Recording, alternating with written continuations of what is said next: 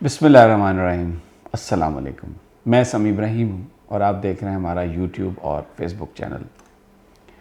सियासत में गर्मी है और पर्चे पाकिस्तान में दर्ज किए जा रहे हैं, लेकिन आज मैं अपने वीलॉग में फवाद चौधरी साहब की गिरफ़्तारी, फिर अदालत में उनकी पेशी, किस तरीके से वो पेश हुए, किस तरीके से उन्होंने अपने आप को कंडक्ट किया, क्या वहाँ पर उन्होंने गुफ्तगू की, उनकी फैमिली का किरदार क्या रहा, इमरान खान की तरफ से क्या रिएक्शन आया और आज अदालत ने जो फ़ैसला किया, ये पिछले जो 48 घंटे की कहानी है, ये आपको बहुत कुछ इससे अंदाज़ा होगा कि पाकिस्तान में क्या हो रहा है। एक तो पूरी तहरीक इंसाफ और पूरा पाकिस्तान जो है वो मुतरफ़ हो गया है फवाद चौधरी साहब की बहादरी का, उनकी दिलेरी का, और जिस तरीके से उन्होंने जो बात कही उसका अदालत में उन्होंने दिफा किया, वो वाकई एक काबिल दीद और एक ऐसे वो मनाज़र कि जिन्होंने पूरे पाकिस्तान में जो पीटीआई के कारकुन हैं, पीटीआई के जो वर्कर्स हैं,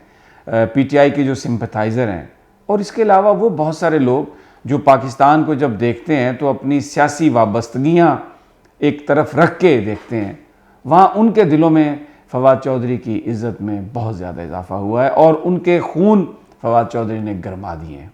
इस सारी, मैं आपको तफसील बताऊंगा, इस सारी सूरत हाल में उनकी अहलिया ने जिस बहादुरी के साथ आके, जिस कॉन्फिडेंस के साथ आके मीडिया पर सवालात का सामना किया और डटी रहीं अपने हस्बैंड के लिए, वो भी एक हमें बताता है कि किस तरह जो हमारी मशरकी यहाँ पर जो रवायात हैं और हमारी माएँ, बहनें, बेटियाँ, हमारी बहुएँ किस तरीके से अपने जो उनके सुहाग हैं, जो उनके भाई हैं, जो उनकी फैमिली हैं, उनकी हिफाजत के लिए किस हद तक जा सकते हैं।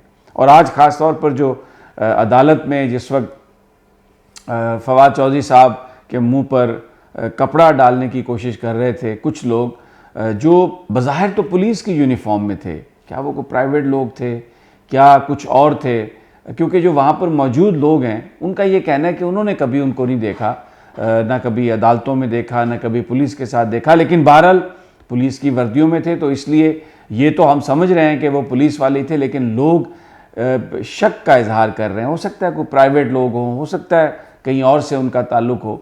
वो जब कपड़ा डालने की कोशिश कर रहे थे तो उस पर जो फवाद साहब की जो अहलियाँ हैं उन्होंने जिस बहादुरी के साथ डिफेंड किया, उनको कन्फ्रंट किया, वो वाकई उसने जो तमाम वहाँ पर जो लोग मौजूद थे, जो मनाज़र वहाँ पर देखे गए, लोगों के खून को गरमाया इस सारे वाक़े ने। और अगर तो फवाद चौधरी को पकड़ना इसलिए मकसद था कि पीटीआई को डरा दिया जाए, इमरान खान को मैसेज दिया जाए और लोग ना निकलें और फिर मरीम नवाज़ का कोई बड़ा इस्तकबाल करने के लिए राह हमवार की जाए, तो वो सारे का सारा काम उल्टा हो गया।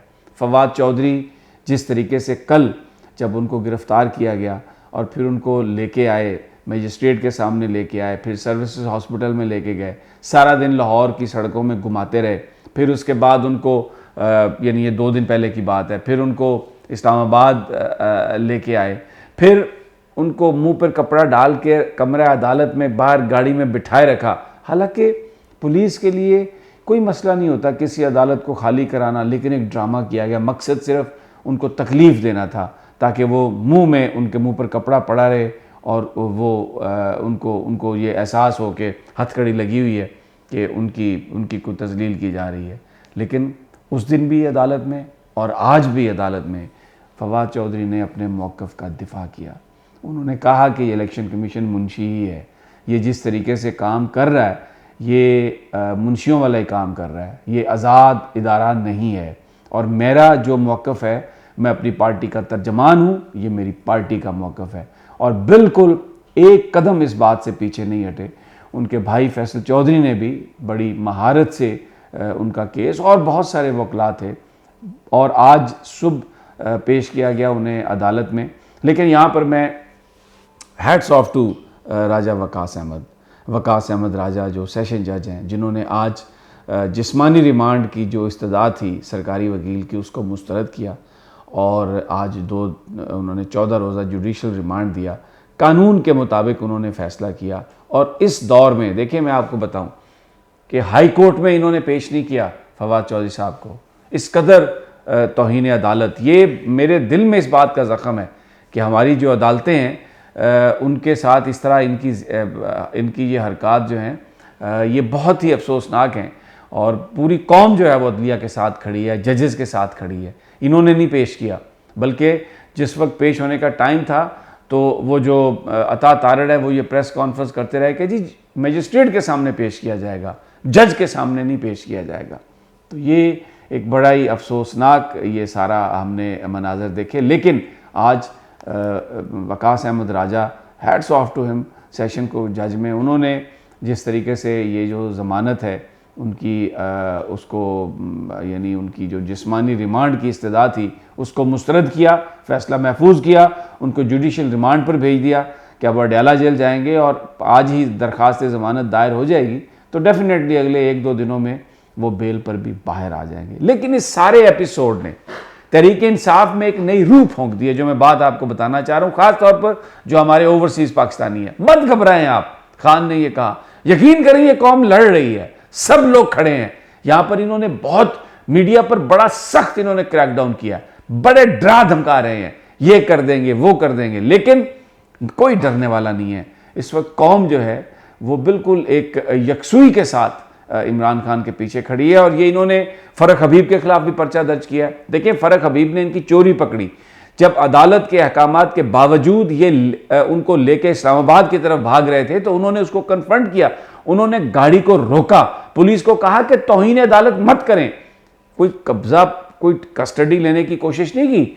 फ़रक हबीब कोई डाकू नहीं है। फ़रक हबीब पाकिस्तान का MNA था, पंजाब से, कौमी असम्बली का, और वफाकी वजीर ममलिकत बराए इतलात और नशरियात था, और PTI का एक अहम वो लीडर है, वो कोई डाकू नहीं है। उसने उनको रोका, पुलिस ने उसके साथ हाथापाई की और उन्होंने कहा जी हमें हुक्म है कि हम फवाद चौधरी को इस्लामाबाद लेके जाएं।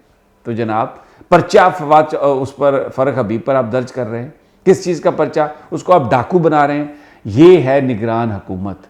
फ़रक हबीब को डाकू बनाओ, शेख रशीद को उसके घर से निकालो, चौधरी वजाहत के खिलाफ भी पर्चा। वो तो खैर पर्चे इसलिए वापस हो गए कि जो मुद्दई है उसको कोई अकल आ गई है, जिसने ये दरख्वास्त दी थी, और वो पर्चा वापस हो गया। लेकिन जो मैं आपको बताना चाह रहा हूँ, कौम पूरी तैयार है। ये शेख रशीद को भले पकड़ लें, ये भले लाल हवेली से उसको निकाल दें, भले फ़रक हबीब को पकड़ लें, भले सहाफ़ियों को पकड़ लें, भले किसी चैनल पर पाबंदी लगा दें, कौम पीछे हटने के लिए तैयार नहीं है। और ये जो इन्होंने अपने तई पिछले 2 दिनों से डराने धमकाने की जो कोशिश की थी, मैं आपको बता रहा हूँ, ज़ीरो हो गई है। कौम उठ खड़ी हुई है। 30 तारीख को पार्लियामेंट हाउस के सामने सहाफ़ी जा रहे हैं, धरना देंगे। उस वक्त तक धरना देंगे जब तक पैमरा एक्ट में जो तरामीम है वो वापस नहीं हो जाती। अरशद शरीफ के कातलों की गिरफ्तारी जो है वो मुतालबा है। सहाफ़ियों के खिलाफ जो पर्चे हैं उनको वापस लेने की बात है। अमाद यूसुफ जो डायरेक्टर न्यूज़ हैं ARY के, और सलमान इकबाल जो मालिक हैं ARY के, उनके बारे में जो यहाँ पर हम बातें सुन रहे हैं, जिस तरीके से उनको इम्प्लीकेट करने की कोशिश की जा रही है, सहाफ़ी उस पर खड़े हो गए हैं। सियासी वर्कर, आज सुबह का वक्त था, सर्दी थी, अलग सुबह, लेकिन हज़ारों की तादाद में लोग जो थे वो अदालत का रुख कर रहे थे। हल्के से आए फवाद चौधरी के लोग, तो फवाद चौधरी चट्टान की मानद खड़े रहे। और एक उन्होंने जो इस वक्त PTI को जो उन्होंने अपने कंडक्ट से जो मैसेज दिया है कि जनाब हम इमरान के साथ खड़े हैं और कोई पीछे हटने वाला नहीं है। उस्मान डार भी वहाँ पर पहुँचे, मैं कमल शाज़ेब को भी देख रहा था, PTI पहुँची पूरी की पूरी, और एक फैमिली की तरह आज हमने देखा कि ये जो एक हुकूमती जो एक एजेंडा है वो हमें नाकाम होता हुआ नज़र आ रहा है। एक बात मैंने पहले भी कही है, मैं व्लॉग ख़त्म करने से पहले ये कहता हूँ, सख्ती थी बहुत।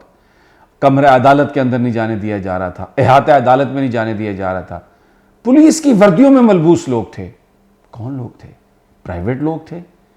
किसने भेजे? वो क्या मैसेज देना चाह रहे थे? लेकिन अपनी उस सारी खौफ व हरास जो फैलाने की उनकी कोशिश थी, जो भी थे वो PTI वाले जो हैं वो डटे रहे, खड़े रहे, और आखिर में फिर hats off to Waqas Ahmad Raja.